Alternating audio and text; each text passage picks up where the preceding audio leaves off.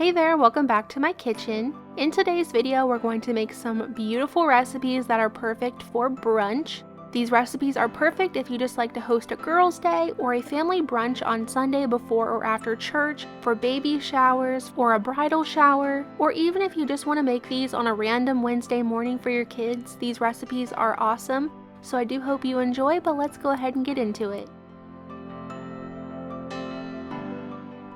Starting off today, we're making this beautiful fruit tray along with my grandma's fruit dip. To begin, you'll want to add in 1 block of room temperature cream cheese along with 1 large container of marshmallow fluff. I will list down below in the description box the ounces for everything and all the ingredients.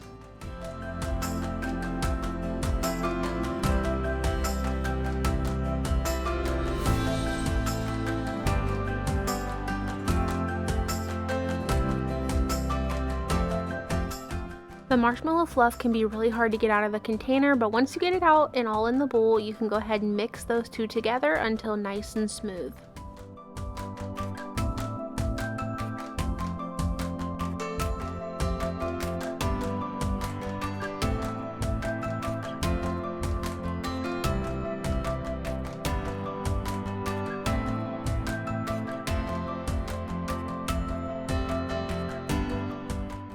Next, you're going to add about 1 tablespoon of strawberry jello mix.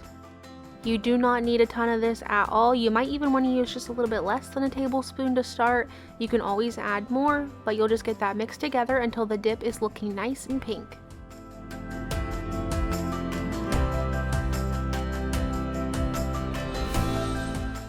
Once the dip is all mixed together, you can add it into a bowl and just refrigerate that for at least a half an hour to allow the jello to not be grainy in the fruit dip. This is what it should look like in the end. I put this on a fruit tray with some beautiful strawberries, blueberries, some pineapple, grapes, and kiwi. I recommend doing mostly strawberries with this though. We had this fruit dip at my high school graduation party and at my wedding reception, and both times the very first thing to be gone was the strawberries, so definitely stock up on the strawberries if you're going to make this, and try not to let it sit out in the heat too long.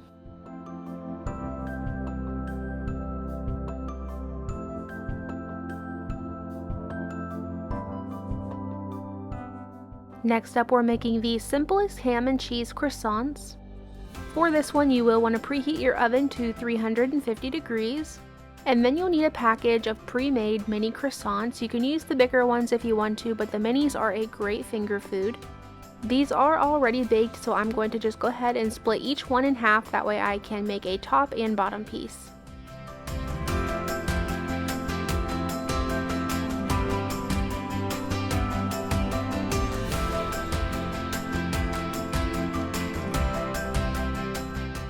Once those are all cut in half, I'm just going to add them to a baking sheet, and then on the bottom piece of each of the little croissants, I'm going to go ahead and add some ham.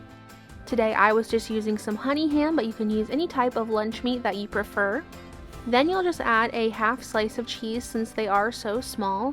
I went ahead and just used some mild cheddar, but you can use any type you like, and if you want to, you could even add some egg to this. These are going to go in your oven for about 5 to 7 minutes, just until everything is warmed through and the cheese is melted. Here's what they look like when they're all done. Very, very, very simple, and you can add egg to these if you want to make them a little bit more filling, but honestly, the ham and cheese by themselves is perfect.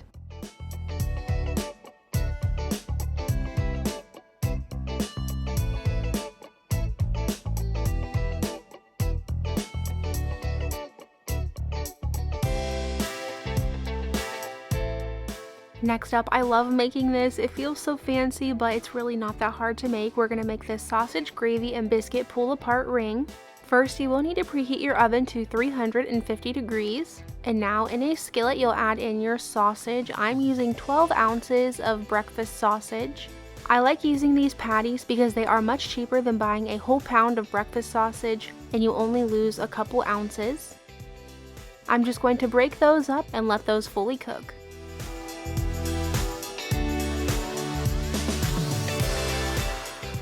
Once the sausage is done, if you need to drain off any grease, go ahead and do that. I like to keep just a little bit in here. I don't like to have it just pure grease. Then I'm going to add in 2 tablespoons of butter. Let that butter fully melt, and then you're going to add in about 1/3 of a cup of flour.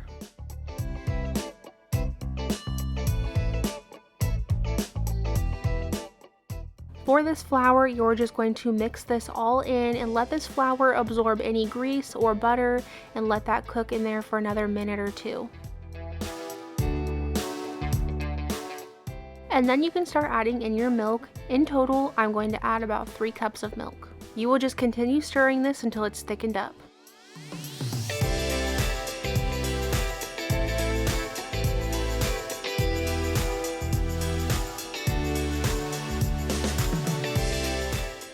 Once you can see it starting to thicken up, then that's when I start adding in my seasonings. So I like to do a 1/4 teaspoon of garlic powder, and then I do salt and pepper kind of to taste. So I do about a 1/4 to a 1/2 teaspoon of pepper and about a 1/2 teaspoon of salt.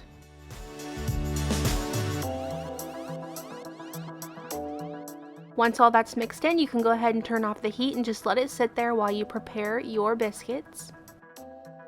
For this recipe, you will need 1 can of biscuits. Now, if you don't have canned biscuits where you live, then I actually am not sure how well regular homemade biscuits would do in here, but you could definitely try it. You may just have to change up the baking times.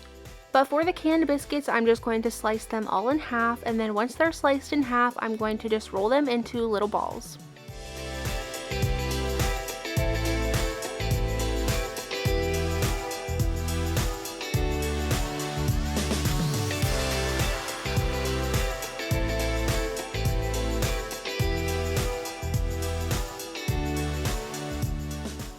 For this recipe, you will need a 10-inch oven-safe skillet.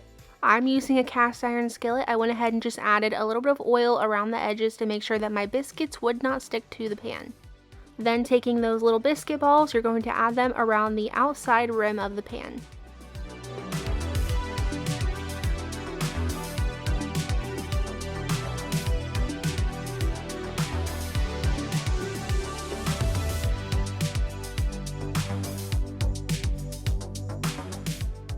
Once the biscuits are in, you can go ahead and add all of your sausage gravy. Every bit of that sausage gravy should fit in there. It's going to look very, very full, but that's okay. The biscuits will grow on the outside and will hold all that gravy in the center of the pan.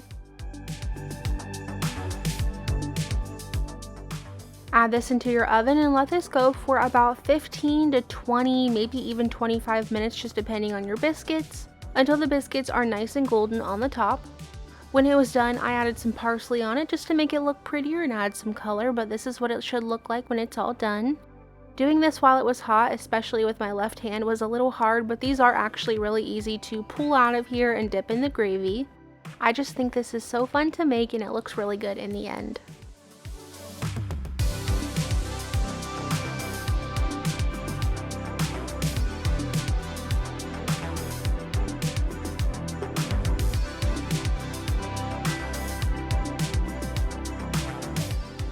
And now we're going to make this absolutely gorgeous cinnamon roll braid.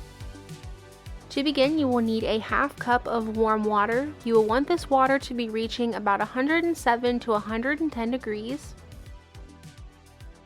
Into the warm water, you're going to add 1 tablespoon of sugar.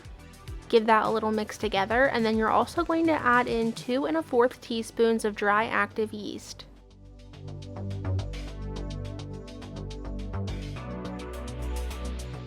Give this another mix together and let this sit for 10 minutes until it looks very, very foamy, just like this.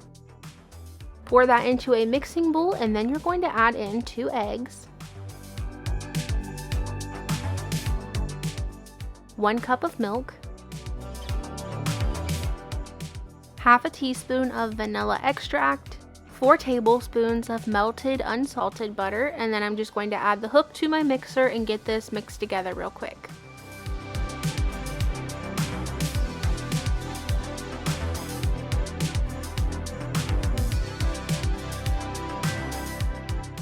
Now you can start adding in 4 cups of all-purpose flour, a 1/4 cup of sugar, a 1/2 teaspoon of salt, and then once again you're going to just use the hook to mix this all together until it starts to form into some dough.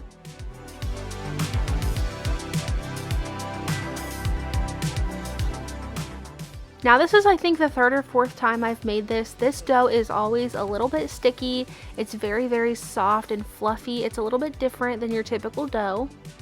So what I do so it doesn't get overly floured is once I'm done mixing that all together and I have this dough here, I'll just sprinkle a little bit of flour over the top. That way I can move it around in here and pick the whole thing up.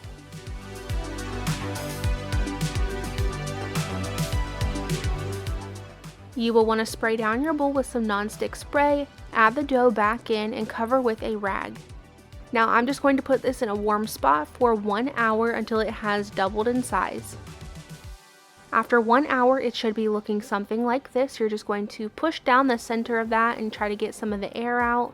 Flip it around a couple times, cover it back up, and let it sit for another 10 to 15 minutes. During that time, you can start on your cinnamon sugar mixture. Into this bowl, I'm adding 1.5 tablespoons of cinnamon. That is a little bit more than she calls for in her recipe, but the last couple times I made it, I wanted to add just a little bit more cinnamon. Then you'll add in a 1/4 cup of sugar and a 1/4 cup of brown sugar. Get that all mixed together and set it aside for right now. Now you just need to prepare your countertop, so I'm just using my cutting board to kind of keep the mess all in one area. But spread some flour down on there and then you're going to add your dough. As you can see, this dough is very soft and stretchy, so it's very easy to work with. I'm going to add this down onto my floured area, and now we're just going to roll this out into a nice big rectangle.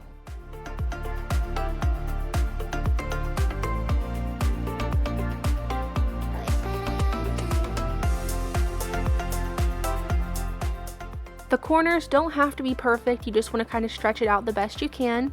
But once you have your rectangle laid out, you're going to just take a pizza cutter, it's the easiest to cut with, and separate this into 3 sections. In this little bowl, I have about 3 tablespoons of butter. I'm just going to melt that in the microwave and cover all 3 of these sections with this butter.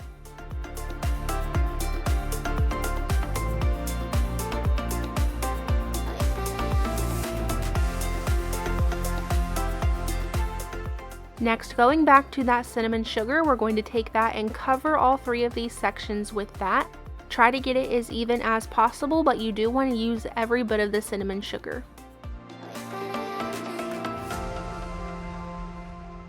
Now we're going to start actually getting our braid together, so for each one of these pieces, you're going to need to roll it up really, really tight. Since the pieces are long, these are probably easily 14 to 15 inches long. You just have to work little by little until you have the whole thing rolled up.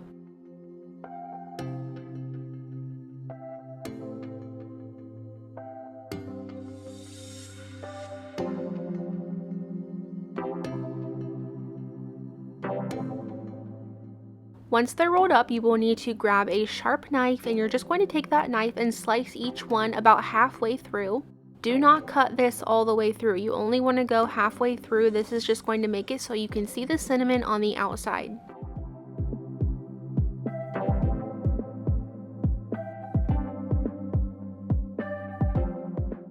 Now finally, to start braiding this, you're going to want to make sure all 3 pieces are connected at the top, so you'll just kind of squish them all together and then tuck them under. And then for the braiding, you will just take the right one, fold it over the center. Then you'll go to the far left and fold that one over the center, and just keep repeating that until the full thing is braided.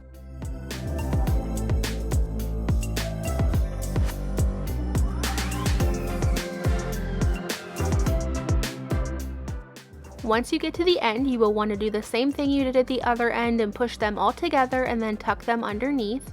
Then what I like to do is just kind of squeeze everything together and make it look a little bit tighter.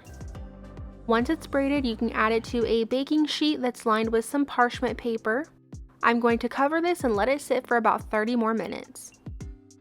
Meanwhile, you can go ahead and preheat your oven to 375 degrees. And once your oven is preheated, you're going to go ahead and go back to your braid and take 1 beaten egg and cover the top of that.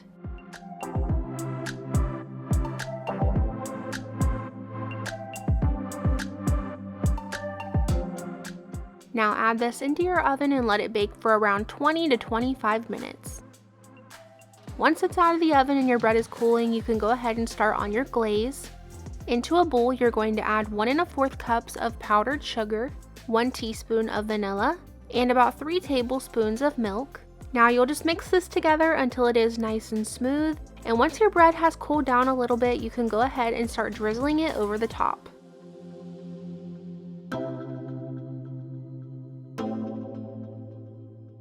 This bread comes out of the oven looking beautiful, but when you add this glaze over the top, it becomes absolutely gorgeous. If you're taking this to a get-together or something, this recipe is sure to impress your friends. It turns out looking just absolutely wonderful. And not to mention, this thing always turns out massive, so it can feed a lot of people.